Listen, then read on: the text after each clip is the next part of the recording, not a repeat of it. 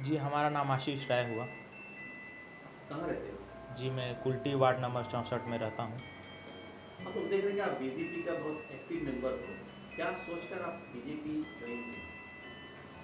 जी, मैंने मोदी जी के कार्य को देखते हुए जिस तरह से वो देश में विकास के कार्य कर रहे हैं और सबका साथ सबका विकास लेते हुए चल रहे हैं, उन्हीं के मार्गदर्शन को प्राप्त करने के लिए मैंने भाजपा का दामन थामा। और फ्यूचर में क्या करने का इरादा है तुम्हारा?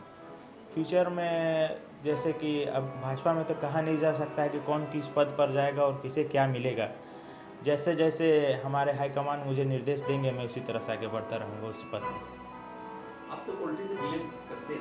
पॉलिटी में जो टीएमसी का जो काम हुआ कैसा लगा उनके कामों को देखकर? देखिए, पश्चिम बंगाल सरकार के तृणमूल के बारे में मैं बस इतना ही कहना चाहूँगा कि अगर तृणमूल अपना काम करती तो शायद आज हमारे बंगाल में कोरोना के कारण इस या ऐसा कंडीशन नहीं होता।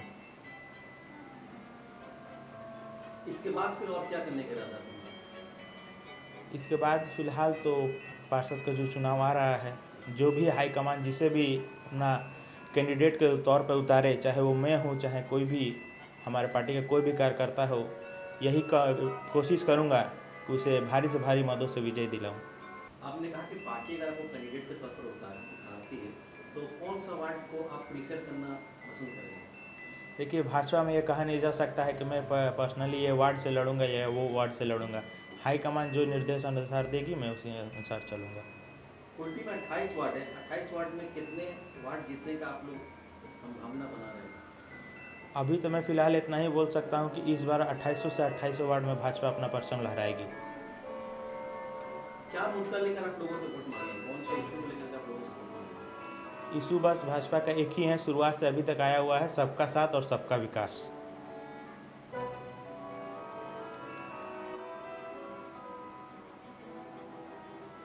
क्या नाम हुआ आपका? जी, मेरा नाम जिसान कुरैशी हुआ। अभी आप किस पोस्ट पे हो बीजेपी का? भाजपा अल्पसंख्यक मोर्चा कुल्टी मंडल 2 का दायित्व पे हूँ, अध्यक्ष के पोस्ट पर। अपने बारे में कुछ बताएं। आपकी पढ़ाई कहाँ से हुई, अभी क्या कर रहे हो? मैं बीएसके कॉलेज से मतलब कॉलेज में अभी ग्रेजुएशन कर रहा हूँ और वहाँ पे मैं अखिल भारतीय विद्यार्थी परिषद ज्वाइन किया था, जो आरएसएस की शाखा है। उसमें मैं मीडिया प्रभारी रह चुका हूँ 6 महीना और 1 साल कॉलेज अध्यक्ष रह चुका हूँ। उसके बाद वहाँ के कामों को देखते हुए मुझे भाजपा में भेजा गया और भाजपा में अभी काम कर रहा हूँ। क्या सोचकर, क्या फ्यूचर लेकर तुम भाजपा में आए? बस यही सोचकर, क्योंकि मोदी जी ऐसे हैं कि सबके साथ सबका विकास और सबका विश्वास लेकर ये चलते हैं। और अभी कुल्टी की अगर हम लोग बात करें तो कुल्टी में ज़्यादा प्रॉब्लम आपको क्या दिखाई दे रहा है? कुल्टी में युवाओं को नौकरी को लेकर, बहुत सारे युवाओं को नौकरी नहीं मिल रही है, रोजगार को लेकर। आपका ताल्लुक बेसिकली किस वार्ड से है?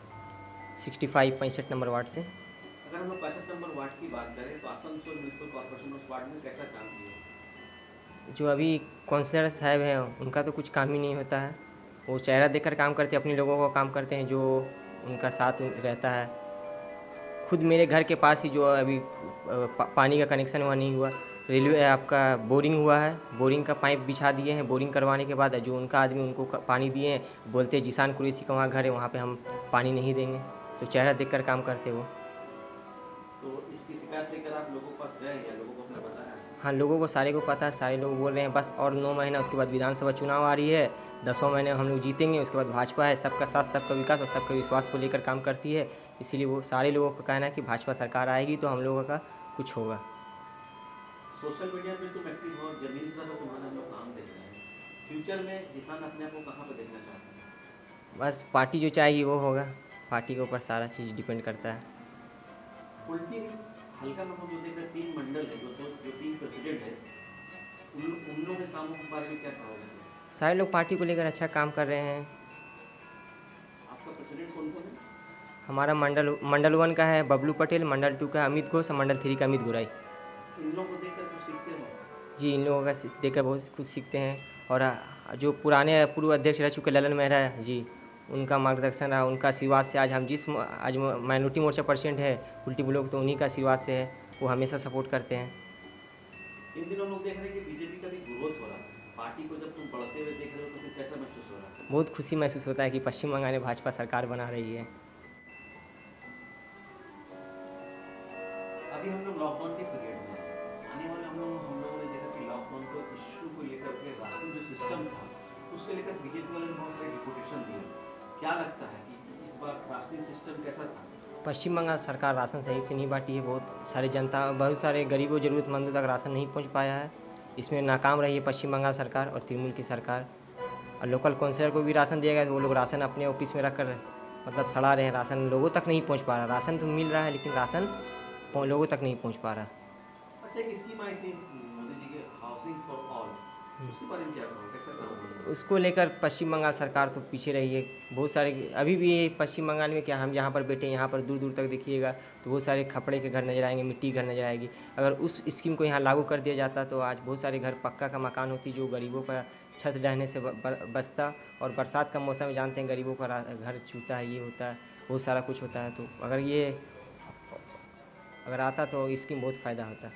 और एक मेडिकल में एक स्कीम आई थी आयुष्मान बोल करके, उसके बारे में क्या कहोगे? आयुष्मान भारत अगर पश्चिम बंगाल में लागू होता तो यहाँ के सभी लोगों को मतलब मिलता, फ़ायदा मिलता। ये नहीं कि हिंदू और मुस्लिम, सिख, ईसाई केवल नहीं, सारे लोगों को इसका फ़ायदा मिलता। ममता बनर्जी खुद का अपना सीट बचाने के चक्कर में, अपना वोट बचाने के चक्कर में खुद अपना वोट को वो ख़त्म कर रही है। इस तरह का असम से म्युनिसिपल कॉर्पोरेशन में कामों को हम लोग देखें, लगभग 5 साल होने को जा रहा है। कैसा काम किया कॉरपोरेशन का काम रहता है 1% और बोलता है हम कि 100%। काम तो करता ही नहीं है। बस इसका कुछ काम ही नहीं होता है। इनका खाली काम होता है मिছিল करना, मीटिंग करना। और ये कॉरपोरेशन केवल अपने लोगों को देखकर काम करती है। और सड़क बनाती है 5 फुट का ढलाई पास होता है तो 3 फुट का करती है। अगर हम लोग स्पेशली पोल्ट्री रेल मार्ग इलाका पोल्ट्री तो वहाँ पे आपको बेसिकली प्रॉब्लम क्या दिखाई दे रहा है? बहुत सारे, खास करके बगल में ही 63 नंबर वार्ड है जो डिप्टी मेयर जिनको बनाया गया। चाहती वो तो ओवरब्रिज बनवा सकती थी वहाँ। जो आज एक्सीडेंट हुआ आज से कुछ दिनों पहले, वो एक्सीडेंट नहीं होता। एक डिप्टी मेयर बहुत बड़ा पद होता, उप मेयर, जो खुद को बोलती भी हम आधा कॉरपोरेशन का मालिक है, लेकिन एक छोटा सा काम नहीं करवा पाई। अगर बीजेपी की सरकार आ जाती है तो फिर आपको सबसे पहला काम क्या करोगे? हमारा काम यही रहेगा कि लोग मतलब जो बेरोजगारी है, बेरोजगारी पहला ख़त्म करे, उसके बाद ही कुछ। क्योंकि जिस तरह का आजकल का युवा पढ़कर बेरोजगार बैठा हुआ है तो बेरोजगारी को पहले हम लोग ख़त्म करेंगे पश्चिम बंगाल में। और जो ये हिंदू, मुस्लिम, सिख, ईसाई जो हो गया ये सबको दूर करेंगे। हम लोग सबका साथ, सबका विकास को लेकर और सबका विश्वास को जीत कर काम करेंगे। फ्यूचर में अगर पार्टी आपको कोई जिम्मेदारी देगी तो उसको क्या करोगे उस जिम्मेदारी को लेकर? पार्टी आज भी मुझे जिम्मेदारी ये दी है। माइनॉरिटी मोर्चा का प्रेसिडेंट बनाई तो मैं काम को कर रहा हूँ। और आगे भी अगर पार्टी मुझे जिम्मेदारी देगी तो मैं अपना निस्वार्थ भाव से पार्टी के लिए काम करूँगा। आने वाले दिनों में हम लोग देख रहे हैं असेंबली इलेक्शन है वेस्ट बंगाल में।